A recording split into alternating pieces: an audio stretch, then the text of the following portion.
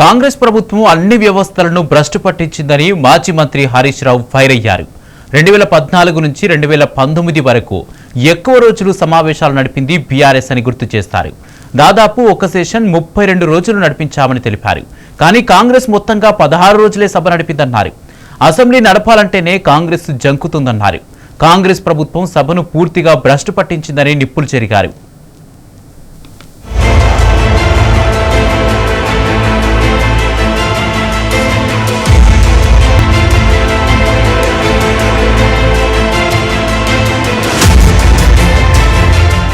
కాంగ్రెస్ ప్రభుత్వం అన్ని వ్యవస్థలను భ్రష్టు పట్టించిందని మాజీ మంత్రి హరీష్ రావు ఫైర్ అయ్యారు.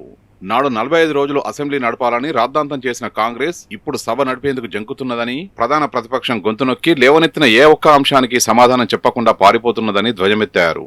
2 ఏళ్ల పాలనలో అన్ని వ్యవస్థలను విధ్వంసం చేసిన రేవంత్ సర్కార్ అసెంబ్లీని సైతం భ్రష్టు పట్టించిందని ఆయన విరుచుకుపడ్డారు. అధికార పార్టీ అసెంబ్లీని మందబలంతో నడుపుతున్నదని దుయ్యబట్టారు. ప్రభుత్వానికి ప్రజా సమస్యలపై చిత్తశుద్ధి ఉంటే రచ్చ చేయడం బంద్ పెట్టి చర్చకు అనుమతించారని డిమాండ్ చేశారు.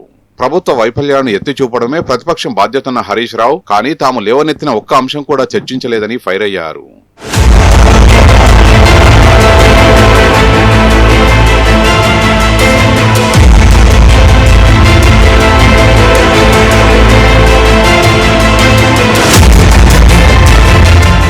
కృష్ణా, గోదావరి జలాలు, ఇతర ప్రజా సమస్యలపై మాట్లాడేందుకు బీఆర్ఎస్ పక్షం సిద్ధంగా ఉన్నదని హరీష్ రావు స్పష్టం చేశారు.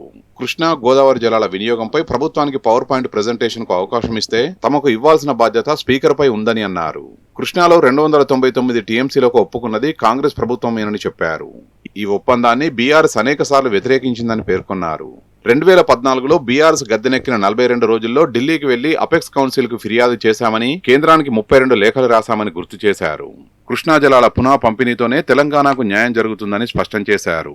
ఈ అంశంపై అవకాశం ఇస్తే ప్రభుత్వాన్ని ఎండగడతామని తేల్చి చెప్పారు. బీఆర్ఎస్ కేసీఆర్ పై వేస్తున్న అవాండాలకు ధీటుగా సమాధానం చెప్పి సర్కారు చెంప చెల్లుమనిపిస్తామని ప్రకటించారు. కానీ ప్రభుత్వం మాత్రం రచ్చ చేసి పారిపోయేందుకే యత్నించే అవకాశం ఉన్నదని గత అనుభవాలను చూస్తే అర్థమవుతుందని పేర్కొన్నారు.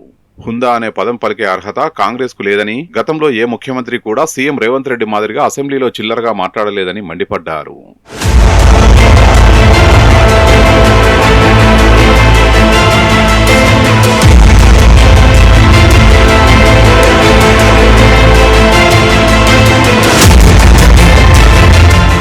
కాంగ్రెస్ అధికారంలోకి వచ్చి 2 ఏళ్లు దాటినా అసెంబ్లీ హౌస్ కమిటీలు వేయకపోవడం సిగ్గుచేటని హరీష్ రావు ధ్వజమెత్తారు.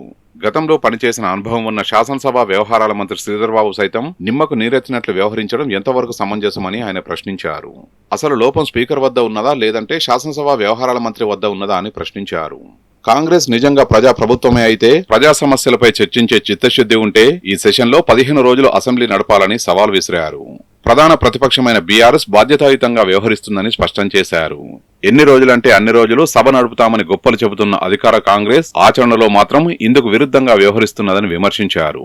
గతంలోనూ ఇలాగే సభను నడిపిందని గుర్తు చేశారు. ఇప్పుడు కూడా 2-3 రోజులకే పరిమితం చేస్తుందని అనుమానం వ్యక్తం చేశారు.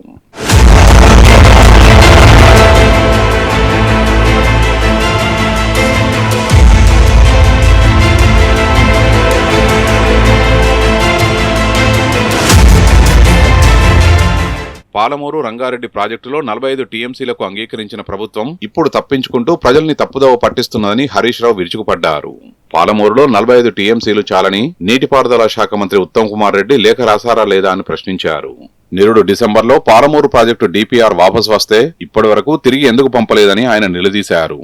అయినా డిఫెన్స్ లో పడ్డ ప్రతిసారి కాంగ్రెస్ అసెంబ్లీ పెట్టి తప్పుడు ప్రచారం చేస్తున్నదని మండిపడ్డ హరీష్ రావు ఇప్పుడైనా ప్రజలను తప్పుదోవ పట్టించకుండా అసెంబ్లీలో సూటిగా సమాధానం ఇవ్వాలని డిమాండ్ చేశారు. ఇప్పటికైనా ప్రజలకు క్షమాపణలు చెప్పి 45 టీఎంసీల ఒప్పందాన్ని వాపసు తీసుకోవాలని స్పష్టం చేశారు.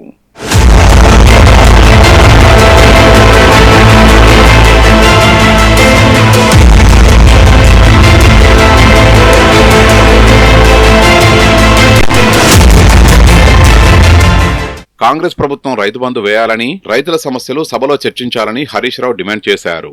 ఎరువుల కొరతపై చర్చ జరగాలన్నారు. రైతు బంధు 2 పంటలకు ఎగ్గొట్టినందుకు చర్చ జరగాలని డిమాండ్ చేశారు. రుణమాఫీ పూర్తిగా చేయనందుకు చర్చ జరగాలని తేల్చి చెప్పారు. హిల్ట్ పాలసీపై 5 లక్షల కోట్ల కుంభకోణంపై చర్చ జరగాల్సిందేనన్నారు. RRR పై చర్చ, జాబ్ క్యాలెండర్, గురుకుల విద్యార్థులు ఫుడ్ పాయిజన్ ఘటనలపై కూడా డిస్కషన్ జరగాలన్నారు. ఉద్యోగుల PRC, DAలపైన చర్చ జరపాలని కోరారు. Future City, Pharma City, HYDRAA బుల్డోజర్లపైన సభలో చర్చించాలన్నారు హరీష్ రావు.